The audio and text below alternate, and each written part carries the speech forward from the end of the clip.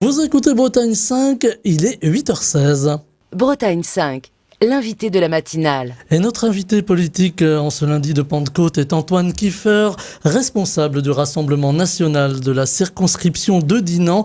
Il est venu au micro de la matinale, je l'en remercie. Bonjour. Bonjour. On va parler d'Europe et de politique. C'est un sujet qui revient beaucoup sur notre antenne ces temps derniers, mais voilà, campagne pour les élections européennes oblige. Beaucoup d'actualités qui va nous ramener peu ou prou à la France et qui va nous conduire, pour commencer, en Nouvelle-Calédonie, où on pourrait dire que c'est le chaos là-bas en Nouvelle-Calédonie avec ces émeutes qui ont déjà fait 5 morts, dont 2 gendarmes. Et l'expression de Marine Le Pen, on va y revenir, mais j'imagine que ça préoccupe le Rassemblement national, ce qui se passe là-bas, loin de nous, mais finalement si près de nous. Oui, c'est un morceau de France qui est éloigné des yeux et du cœur de la Macronie et d'Emmanuel Macron. Mais c'est la France des Outre-mer qui nous est chère, qui est chère à Marine Le Pen, à Jordan Bardella. Et c'est vrai que ce qui se passe là-bas, de voir des Français se battre contre d'autres Français, c'est une situation qui est déchirante, en plus des drames qui ont survenu. Voilà, donc effectivement, nous avons une position que Marine a rappelée jeudi, quand elle est passée sur France 2, où effectivement, nous avons une position de fermeté à l'égard des violences, mais nous avons également une position de proposition, de responsabilité face à la situation qui est celle actuellement. Avec une expression justement qui est un peu surpris dans la bouche de Marine Le Pen. On a l'impression qu'elle se positionne déjà en chef de l'État, puisque elle a, pour reprendre ses propos, plaidé pour un compromis finalement en Nouvelle-Calédonie, avec une discussion avec les indépendantistes, alors que jusque-là les positions du RN et avant même du FN étaient quand même plutôt du côté des loyalistes. Eh ben, en fait, la situation est telle que, de toute façon, le problème va devoir être réglé.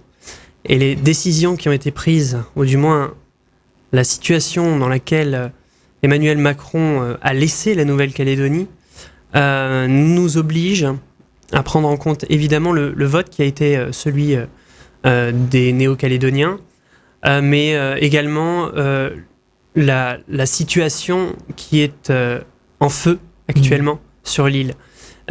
Et pour revenir à ce propos de Marine qui était sur France 2 jeudi dernier, elle a eu une position, comme on l'annonce depuis de très nombreux mois et de très nombreuses années. Nous sommes devenus, il fut un temps, parti d'opposition, de contestation, et nous avions annoncé que notre volonté était d'accéder au pouvoir. Et pour changer les choses et améliorer le quotidien des Français. Donc effectivement, nous avons une position de fermeté à l'égard des violences. L'ordre républicain doit être de retour, mais on ne peut pas non plus nier la situation dans laquelle Emmanuel Macron a laissé l'île. C'est-à-dire que Emmanuel Macron, comme l'a rappelé Jean-François Merle, ancien conseiller de M. Rocard, vous voyez, c'est pas non plus notre tranche politique, mais a rappelé que Emmanuel Macron a laissé à la Nouvelle-Calédonie depuis le traité de Nouméa, où il devait y avoir une réunion annuelle des signataires, des co-signataires, pour faire le point. Depuis 2019, nous sommes en 2024, il n'a pas réitéré ces réunions annuelles pour faire le point. Ils ont unilatéralement pris des décisions depuis Paris, sans consulter qui que ce soit. Et aujourd'hui, sans écouter aussi le retour du terrain. Voilà, sans écouter le retour du terrain. Alors il ne faut pas s'étonner que... mais on peut prendre les Néo-Calédoniens. Mais en réalité, Emmanuel Macron réagit et dirige la France de cette manière dans tous les domaines. Tous les domaines sont à feu et à sang, quel que soit le domaine régalien, l'énergie, le pouvoir d'achat, tout est dans une situation absolument dramatique. Sur la Nouvelle-Calédonie, avec ce compromis, ce texte, parce qu'il faut rappeler que ce qui a mis le feu aux poudres, c'est ce texte qui change finalement la composition du collège électoral. On le simplifiera de la sorte. Est-ce qu'il fallait mettre en sourdine ce texte? Est-ce qu'il fallait attendre? Est-ce que c'était pas le moment opportun pour le voter? Ça n'était pas le moment opportun. En pleine élection, en pleine campagne, effectivement, je pense que réaliser ça avec la Macronie et Emmanuel Macron, je pense que c'est quelque chose qui tend la situation plus qu'autre chose. Avec des difficultés pour protéger? Ce n'est pas un terrain apaisé, on va dire. Voilà. Ils ont des enjeux particuliers dans ces élections européennes. Ils sont un peu embêtés parce que effectivement, ils sont obligés de gigoter un peu dans tous les sens pour pouvoir espérer faire des meilleurs scores. Et non, c'est vrai que ce n'était pas le bon moment. Avec des difficultés pour protéger aussi les Calédoniens qui font face à cette violence, des forces de police qui sont aussi appelées à d'autres tâches. On imagine que les Jeux Olympiques qui arrivent vont mobiliser beaucoup. On parle aussi de la déstabilisation. Le pays de l'Azerbaïdjan a été cité, qui a d'ailleurs répondu par un communiqué très cinglant à l'endroit de la France. Mais il y a aussi la Russie. Et on parle aussi de l'ombre de la Chine. Le nickel intéresse et on sait que la Nouvelle-Calédonie, c'est le deuxième gisement de nickel au monde. La France est un grand pays. La France, c'est le pays où le soleil ne se couche jamais. La France, c'est le deuxième territoire maritime au monde. Donc effectivement, lorsque un territoire français, il faut le rappeler, c'est un territoire français. Les Néo-Calédoniens ont voté pour rester à l'intérieur de la France et rester français. Malgré que Emmanuel Macron, à la suite de ces accords, n'ait pas tenu la ligne directrice sur comment les consultations régulières pour avoir une sensibilité du terrain, voir comment la chose évolue. C'est un territoire français, ce sont des Français. À la même image que Mayotte, à la même image que la Réunion, que la Guadeloupe, que les Martiniquais, sont des Français. Donc effectivement, lorsqu'un territoire est attractif au niveau géopolitique, au niveau des matières premières, lorsque un État est faible à l'intérieur d'une Union européenne qui détruit les nations, effectivement, oui, les pays, malgré les communiqués, il ne faut pas être dupe, en profitent s'ils le peuvent pour déstabiliser. Alors on a cette déstabilisation en Nouvelle-Calédonie et puis il y a aussi la situation en France avec une actualité qui percute une autre et c'est le cas avec cette attaque d'un fourgon la semaine dernière, fourgon pénitentiaire dans l'Eure, au cours de laquelle 2 agents pénitentiaires sont morts et 3 autres ont été grièvement blessés. On a vu le Rassemblement national s'exprimer sur la sécurité, on sait que c'est un sujet qui vous tient à cœur.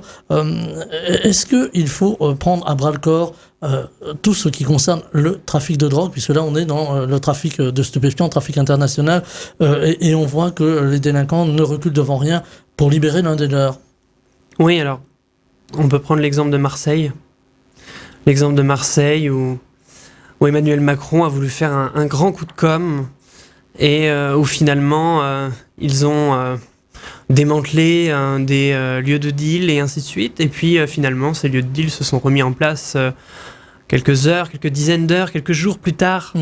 Tant qu'ils n'auront pas compris que les décisions politiques doivent être prises pour juguler réellement ce mal, eh bien, tout cela ne changera pas. Et des jeunes hommes comme ces jeunes hommes qui ont perdu la vie, eh bien, continueront de perdre leur vie face, effectivement, comme vous l'avez dit, à des délinquants qui n'ont peur et qui ne reculent devant rien, puisque de toute façon, interceptés une fois, interceptés 10 fois, interceptés 20 fois, eh bien, de toute façon, ils auront des peines qui ne seront pas à la hauteur des crimes ou des délits qu'ils ont commis. La prison ne fait plus peur aujourd'hui. Il faut réformer là aussi tout le système pénitentiaire français. Oui, il faut tout réformer. Il faut construire des places supplémentaires. Il faut nous permettre également d'obtenir des places de prison en renvoyant les délinquants étrangers et les criminels étrangers dans leur pays d'origine. Et ça encore, c'est une question de diplomatie. Notre diplomatie, où est-elle ? Où est-elle ? Qu'a fait Emmanuel Macron de notre diplomatie ? sous son premier quinquennat et sous son morceau de deuxième quinquennat. La France va très très mal dans tous les domaines et je pense que on en parlera certainement, mais les sondages qui arrivent montrent que nous avons effectivement les solutions pour les Français. Les solutions, les propositions, nous avons surtout le courage de les mettre en œuvre. Il y a une attente, en tout cas, qu'expriment les Français. Autre sujet, le Proche-Orient avec la guerre entre Israël et le Hamas et les conséquences qu'elle a depuis le 7 octobre, depuis les massacres du 7 octobre ici en France. On a vu le nombre d'actes antisémites exploser. Le dernier en date, c'était vendredi à Rouen avec l'incendie de la synagogue de Rouen et un homme armé d'un couteau, et d'une barre de fer, qui a été abattu par les policiers qui le menaçaient. On a l'impression d'un cran supplémentaire dans les actes antisémites. Est-ce que là aussi, il va falloir à un moment dire stop ? Oui, et il va falloir également prendre des décisions. Il va falloir à nouveau mettre le doigt, mais pas seulement le doigt et les mots sur les mots, sur le mal du fondamentalisme islamiste, par exemple, de ces mosquées radicalisées, de ces prêcheurs de haine qu'on laisse à nouveau toujours prêcher au sein de ces mosquées. Il y a énormément de choses à faire. L'attitude également de certains responsables politiques, leur attitude à l'égard de ces dérives, pour ne pas citer la France insoumise. Voilà, donc effectivement, il va falloir faire beaucoup de choses. Il va falloir remettre la France en ordre. Et je pense que les Français attendent cela. Et c'est pour ça qu'ils se tournent de plus en plus vers notre mouvement et Jordan Bardella et Marine Le Pen. Et surtout pour les élections européennes, oui. Alors on va en parler des élections européennes. Voilà, il était utile aussi de faire un petit peu le tour de l'actualité un peu plus française, en tout cas un peu plus locale, si vous me permettez, par rapport à l'Europe. Il y a une attente des Français. En tout cas, on le voit à travers les sondages. Jordan Bardella est très bien placé. On le donne à plus de 32%. Alors là encore, ça va rester des chiffres et des sondages. On va rester prudent, mais on voit quand même que il y a beaucoup d'intentions de vote qui se tournent vers le Rassemblement national. Et un sondage qui nous a attiré ici à la rédaction de Bretagne 5, un sondage qui concerne évidemment la Bretagne, donc forcément ça a attiré notre attention, un sondage qui fait état de 27 à 29% des intentions de vote pour la liste RN aux européennes ici en Bretagne. Est-ce qu'on assiste à une forme de révolution politique, en tout cas de révolution dans les mœurs des Bretons qui se tourneraient vers le Rassemblement national alors que c'est pas forcément une des terres d'élection du Rassemblement national ? Oui, c'est une terre qui est très bridée, on va dire, au niveau journalistique, au niveau de l'information. Il y a une musique qui a toujours été la même depuis très longtemps. Les Bretons ont souvent été épargnés de très nombreux mots au niveau européen, au niveau français, qu'il s'agisse du niveau économique, sur les entreprises. Comme on a pu le voir dernièrement, les défaillances d'entreprises atteignent les 6,5%, en explosant le record de 2009. Et effectivement, les Bretons ne sont pas épargnés au niveau non plus du pouvoir d'achat, ils ne sont pas épargnés et se posent des questions, observent, discutent, échangent. Et quand on voit, alors vous aviez dit jusqu'à 29%, ça fait quasiment une personne sur trois. Donc les gens se disent effectivement, quand je croise quelqu'un dans la rue, une chance sur trois pour qu'il ait peut-être les mêmes idées. Ou alors les gens qui ne sont pas forcément convaincus se disent et pourquoi pas essayer, pourquoi pas s'intéresser, et pourquoi pas décortiquer également nos propositions. Donc la Bretagne, effectivement, oui, devient une terre de plus en plus patriote, nationale, et s'intéresse aux propositions du Rassemblement national de Jordan et de Marine. Alors, il y a une peur du Rassemblement national aujourd'hui. On le voit d'ailleurs dans le discours politique, dans l'expression politique, dans les débats autour des élections européennes, où souvent la peur c'est le Rassemblement national. Voilà, et on entend peut-être un petit peu moins les différents responsables politiques sur les programmes véritables. Alors, j'ai envie de vous entendre moi sur le programme du Rassemblement national pour ces élections européennes. On va commencer par les sujets assez, j'allais dire, récurrent au niveau de RN. Je pense à l'immigration aujourd'hui. Est-ce qu'il faut qu'il y ait un véritable plan immigration au niveau de l'Europe ? Alors au niveau de l'Europe, il y a des décisions également qui doivent être prises. Évidemment, Monsieur Leggeri nous a rejoint, ancien directeur de Frontex. Il a pu constater que Frontex était devenue au fil du temps une agence non pas de protection des frontières, mais une hôtesse d'accueil des migrants. Voilà, ils allaient directement récupérer les bateaux en Méditerranée pour les ramener sur les côtes italiennes. C'est ça aujourd'hui, l'immigration au niveau de l'Union européenne, ce n'est pas un problème, c'est un projet. Donc effectivement, il faut une double paroi, c'est-à-dire une double frontière de protection au niveau national et une frontière de protection au niveau européen pour tous les pays européens, car c'est un problème majeur et qui ne fait que commencer en prenant compte la démographie et la potentielle démographie à venir des pays africains. Donc c'est un problème pour nous au niveau économique, c'est un problème au niveau identitaire, c'est un problème également pour eux. C'est un problème pour eux car leur jeunesse s'en va, leur richesse s'en va, et des pays se font piller de leur potentiel et de leurs perspectives d'avenir. Voilà. Nous respectons les nations, nous respectons toutes les nations. C'est pour ça que nous sommes patriotes et nationaux, et que nous aimons les nations en Europe également, et que nous voulons une Europe des coopérations et des nations. On ne peut pas avoir cette vision de se dire faisons venir de la main-d'œuvre à bas coût pour baisser les salaires en France, et puis soyons satisfaits de piller à nouveau ces pays de leur richesse intellectuelle et manuelle. Il y a aussi les grandes questions. On va les balayer, Antoine Kiefer. On ne pourra pas aller au fond des choses.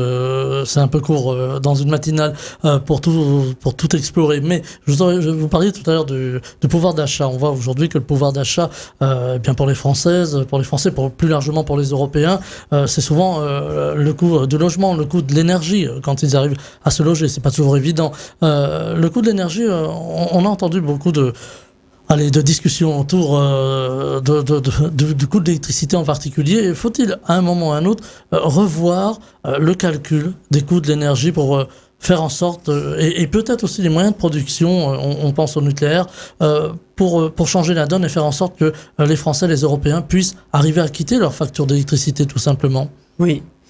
Il y a une absurdité aujourd'hui pour laquelle Emmanuel Macron et ses alliés, Madame Hayet, sont d'accord, adhèrent.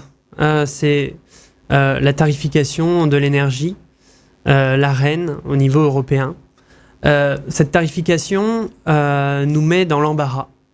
Nous met dans l'embarras au niveau de nos particuliers, au niveau de nos entreprises, car nous payons plein pot l'énergie, alors que nous avons une production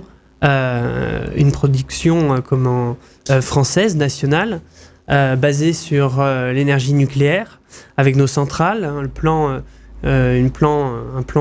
stratégique qui avait été mis en œuvre. C'est Pierre Messmer. Voilà, exactement. Et puis le fameux plan Messmer. Le plan Messmer, et le général de Gaulle avait effectivement cette vision de stratégie nationale et d'indépendance énergétique et de croissance également aussi industrielle. Tout ça est mis à mal uniquement par des décisions politiques. Et en réalité, nous sommes basés actuellement sur les prix du marché européen de l'électricité. Que eux-mêmes sont indexés sur le prix du gaz. Voilà, exactement. Et ça que les Français doivent bien comprendre, c'est une décision politique et administrative. C'est-à-dire que le prix que vous payez, vous, à la maison, c'est une décision. Et la décision est la suivante. Nous prenons en compte l'énergie la plus chère sur le marché européen. L'énergie la plus chère étant le gaz, étant donné les tensions géopolitiques avec la Russie.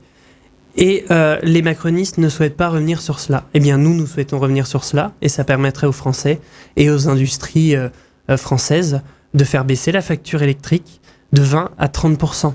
Des pays l'ont fait, on pense au Portugal ou à l'Espagne. Exactement. Donc c'est possible, c'est faisable. Mais encore une fois, quand on veut être le meilleur élève de l'Union européenne et qu'on s'appelle Emmanuel Macron, eh bien on ne le fait pas. Alors l'Union européenne aujourd'hui, elle est crainte aussi. Alors vous parliez tout à l'heure de l'Europe des nations, chère à un certain Charles de Gaulle en son temps.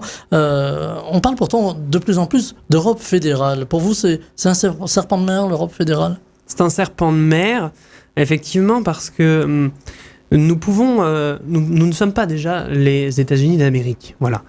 Chaque pays au sein de l'Europe a ses différences, a ses langues, ses coutumes, ses économies.